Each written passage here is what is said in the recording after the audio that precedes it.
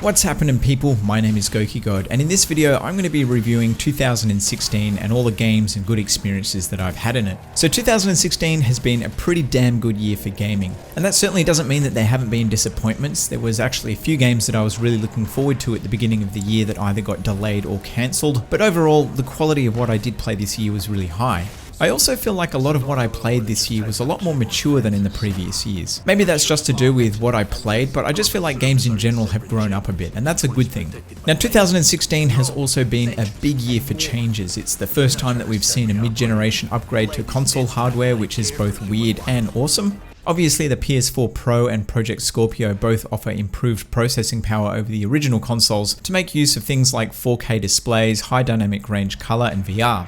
Now at the point of me making this video, only the Pro is out, and the advantages for people without 4K and HDR screens seems to be pretty marginal. It'll be interesting to see how Scorpio differs. It's supposed to be more powerful than the Pro, but if the software is limited by what the original Xbox can run, then I'm not really sure if the additional power will have much benefit. Either way, I'm not planning on upgrading anytime soon, even though I might be buying a 4K screen in the new year. VR has been the other massive talking point this year, and I haven't jumped on board the VR bandwagon yet, and I'm not sure that I'm going to either, but it's good to see how far the technology has come and how relatively affordable it is. I think if I upgrade to the PS4 Pro or possibly even a Scorpio in the future and the price of VR drops, then maybe I could be convinced, but at this point the price is definitely a barrier for me. Now in terms of games this year, I have played a lot of great titles, and not including betas, I think I might have only played one game that I didn't enjoy. Just out of interest, that was Gravity Rush Remastered. Obviously, there were a couple of standouts, games that I just couldn't put down or got really lost in. The games that I enjoyed the most this year weren't anything out of the ordinary though. When I watched the Game of the Year awards, I was kind of embarrassed with how pedestrian and safe I played it this year, but yeah, I enjoyed myself. So I wanted to talk a little bit about the games that I thought were the most impressive this year, and like I said, these aren't terribly original. The first game that comes to mind is Uncharted 4. Now I've thought long and hard about this, but I can confidently say that Uncharted 4 is my new favourite in the series. Previously, Uncharted 2 was my favourite, and the two games are pretty different really. Uncharted 2 is definitely more upbeat, where Uncharted 4 is dark and serious by comparison. Some people didn't like the new tone, but I thought it worked really well, and it was such a good way, in my opinion, to end Nathan Drake's tales. I thought the large open level design was also a really welcome addition. It makes replaying each stage feel really unique because you can approach it quite literally from multiple angles. It also made the world feel so much more immersive, and I felt like there was so much more to discover than the previous games. I thought I'd done a pretty good job at finding all the treasures during my first playthrough, but when I finished the game I realised that I had barely scratched the surface, so I'll definitely be looking harder on my second playthrough. The puzzles I thought were also really awesome. They weren't super difficult, but I really enjoyed their scope and creativity. They felt really epic, and that was exactly what I was hoping for. I didn't really get into the multiplayer. I mean, I enjoyed it, the little that I played of it, and I'll certainly be giving the new survival mode a go, but I think there was just too much competition in the competitive online space this year for me to really get stuck into it. It's most certainly solid, and Naughty Dog have already thrown some free DLC at it, so it's definitely worth a look in if you have the opportunity. Now, like I said, I'm really looking forward to playing through this game again when I've got some free time, as I haven't really stopped thinking about it since I first played through it. I've got that feeling you get when you see a really awesome movie for the first time and you just want to go straight back into the cinema and watch it again. I'm also really excited now about the new standalone DLC that was announced at the PSX event. I really enjoyed the Last of Us standalone content, so hopefully this is the same level of quality. The next game that I really enjoyed this year was Overwatch. It's probably the most addictive game that I've played this year, and unsurprisingly it's the game that I spent the most amount of time with as well. I did originally question its value because it is pretty light on content to other AAA shooters, or it was at launch, but I'm starting to feel different about that. I think if Blizzard keeps supporting the game like they have been long term, with all the free DLC and events, then I'll definitely be a happy chappy. It's hard to really put your finger on why Overwatch has been so successful. I think it's partially because Blizzard took an established formula and polished the shit out of it and then sold it on console, because if you think about it, Team Fortress 2 is a very similar game and has been out for almost 10 years, and it's still massively popular, but there hasn't really been anything like it on console, at least not a AAA title. And it's kind of strange that it's taken this long for someone to do it. I think also Overwatch is popular because it's still fun even when you're not the best player on the team. In games like Call of Duty, if I'm not in the top 5 of the scoreboard, then my enjoyment isn't as high and I don't feel like playing. But with Overwatch, it doesn't matter. Even if my team is getting stomped, I'm still having fun. And that says a lot about a game.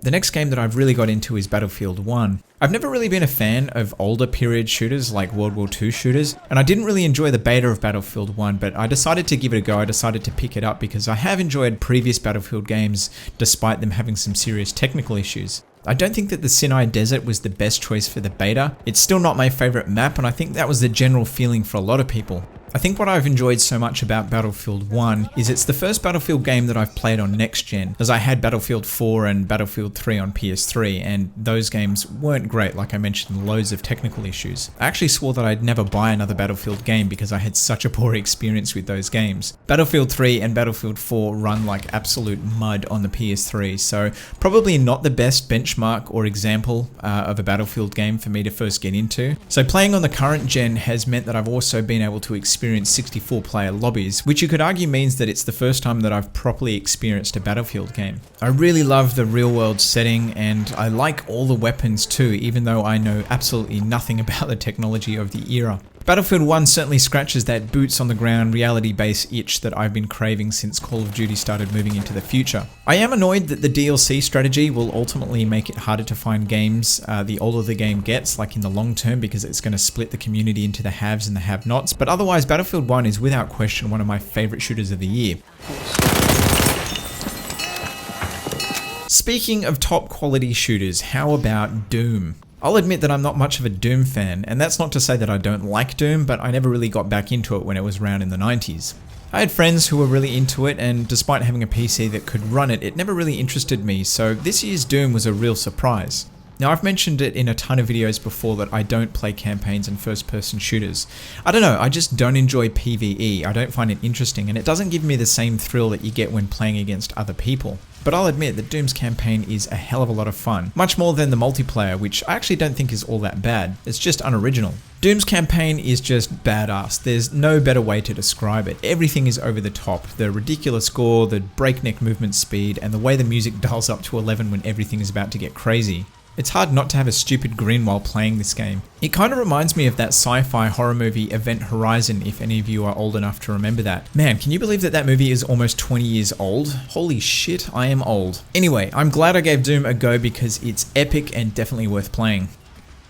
Now, for a complete change of pace, Firewatch is a game where you have no weapons and you can't even attack. But that's not why I wanted to play this. What interested me about this one was the presentation. If you didn't know, Firewatch's visual design is based on the artwork of Ollie Moss. Now, he's the guy that did those sweet Star Wars posters a few years back. It's not the most graphically impressive game. If I'm honest, it's actually pretty poorly optimized on console with heaps of frame drops, but it's still a beautiful game to look at and it has such an amazing atmosphere. From a gameplay standpoint, there isn't really a great deal to do. You don't need to master the controls or skill up to finish it. The narrative and the characters are the focus, and for this reason, it's one of the most mature games that I've played. I got properly lost in this game. It's one of the best stories I've played through, not just this year, but in general. What made my experience so good was that I played through it at the same time as a friend, and we had loads of discussions during it trying to dissect certain mysteries or talk about how we interpreted things differently. It's incredibly linear and quite short, which is a little bit disappointing as it kind of finishes just as it's really getting started. I also wasn't in love with how it ended at first, but that in itself led to loads of different theories and more discussions about what it all meant. I believe this is the first and only game so far from developer Campo Santo, so I'm really keen to see what they do next. So the last game that I wanted to talk about that I've enjoyed this year is Street Fighter V, and okay, before you lose your shit, let me explain. I don't blame you for questioning why this is on my list. I think it would be fair to say that most people were disappointed at what Street Fighter V brought to the table.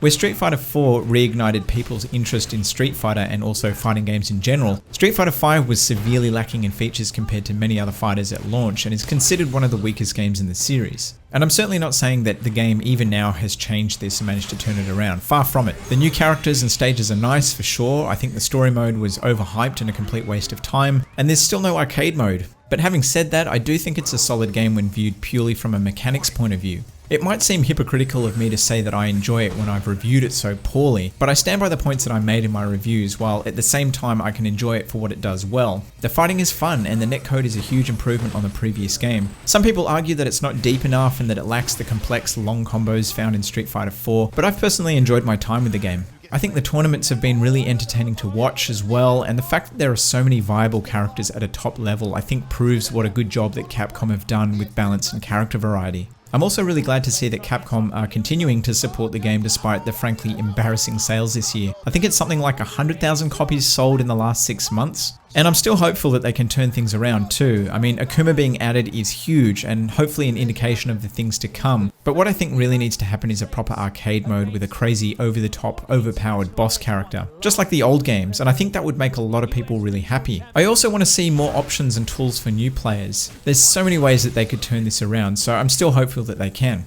Anyway, despite its flaws, I have enjoyed this game a lot, but is it deserving of Fighting Game of the Year? Probably not.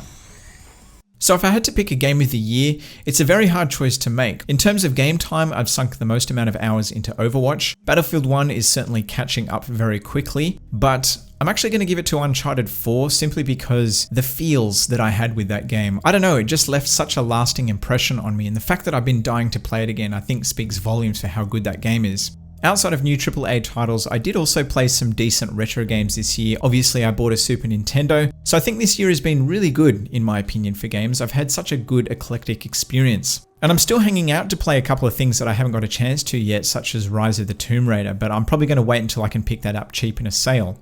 I'm already excited about 2017 after watching the PlayStation Experience event, so hopefully it can live up to this year. But anyway, I'm probably going to do a video about the games and tech that I'm looking forward to in January for 2017. And hopefully next year there'll be less games that I'm really looking forward to that get cancelled.